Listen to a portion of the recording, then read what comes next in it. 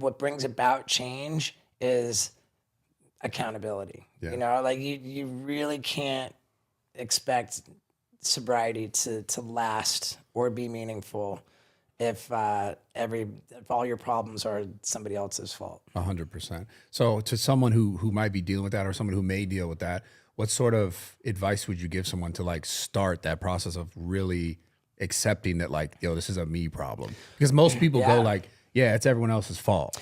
Yeah, and I'm not even suggesting that it's about you know, like admitting you're wrong. I mean, it is. It's about admitting you're wrong. It's about accepting responsibility for your mistakes. But more than that, it's like we can't control like other people, places, and things. And as long as we, you know, see ourselves as being at the mercy of other people, places, and things, then we're gonna have a victim mentality.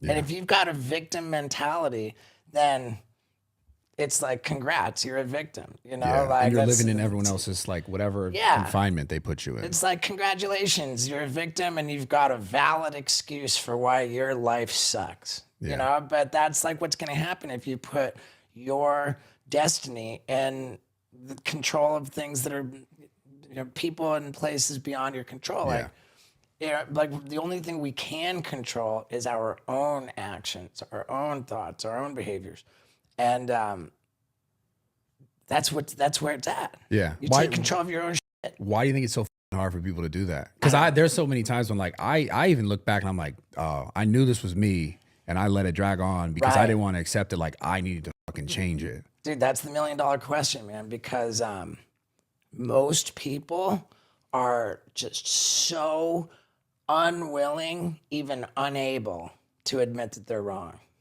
And it's counterintuitive because when somebody admits they're wrong, that like automatically like earns respect. Yeah. If somebody steps up and says, yo, I'm wrong. I want to acknowledge that I'm wrong, and I want to like do what I can to make it right. That person has just won the respect of whoever they're saying that to. Yeah. And it commands respect. It's endearing. It's productive, and it you know, it paves the way forward for becoming a better version of yourself. Yeah. And most people are just not willing to do that. I wouldn't have ever been willing to do that if I wasn't conditioned to by like this whole, you know, 12-step recovery, you know, community that I live in. So as far as like what would I recommend, it's just really super simple that that alcoholism addiction is it is a disease. It's centered in our mind, and it's characterized by an inability to choose when or how much you're going to drink or take drugs. You just literally do not have the power to choose. You do not have the ability to stop.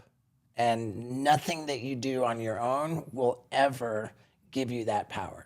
You have no power. That's step one of the 12 steps. Is we admitted we were powerless over alcohol or drugs or sex or whatever. Yeah. And so in admitting that, you're recognizing that you can't beat the problem by yourself. You can only do it with help in a community. Yeah. And so the advice is find that community. Even if it's just one person, find that one person and say, hey, I admit that I'm powerless. You know, I got my ass beat, and now I'm ready to accept help. Yeah. Just don't try to do it on your own. Yeah.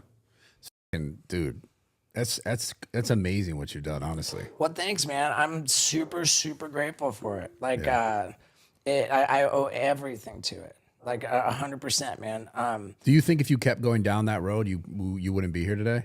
If I was still alive after going down that road, to this point today, God, I'd be better off dead. I think, you know, if I wasn't dead, I think everybody would wish that I was. You know, it's sad to say, you know, but like, I think there are certain people who, when when you learn that they did die, you think, you know, like finally that person is at peace. Damn. You know, like, Yeah. and I don't like, you know, I know that when we all learned that Aaron Carter had passed away, like I remember thinking, you know, I think he's genuinely in a better place. I think now. I saw a lot of people Yeah. saying that. I think he's genuinely in a better place now. I think that he's finally at peace. That's a good thing. And it's just like unbelievably tragic and sad that he left behind like a 1-year-old baby. Yeah. Yeah. You know, it's always like, yeah. So that's how it is, man. I don't know. I would like to think that if I didn't get clean and sober, that I would have been dead by now, because I think that peace would be much better than any possible life that I could have had. Yeah. Dude, it's heavy, but it's a blessing that you just sit and talk about it, because you can help so many people with this kind of stuff, man. It was something I really wanted to talk about today. Hey, man, I never shy away from it. You know, like I don't ever seek to do interviews just to talk about recovery. You know, like there are like all kinds of podcasts. There's all kinds of like, you know, whatever media outlets that are like solely focused on recovery, and I always like turn it down. The reason why I like talking about it beyond just the idea and the aspect of recovery and how important that is that everything in our lives like fall down to that same concept of it's up to us, right? Like the idea of things that happen to me is everyone else's fault but my own. Right. Like I've dealt with that. And I know tons of people who I've have conversations with, and you always see the minute that they realize like, yeah, like I could be the best person, do all these things right, and like things could happen to me, and I can find myself in a situation where like, you know, I think the best situation is going to happen, but like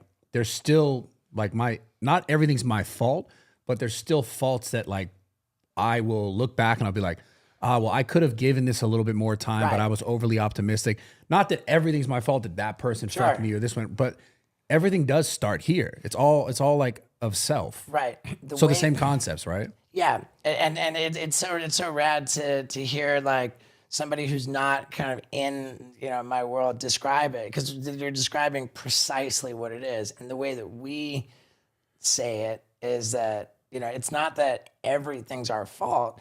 It's that we have a part in everything. Yeah, our choices. Yeah.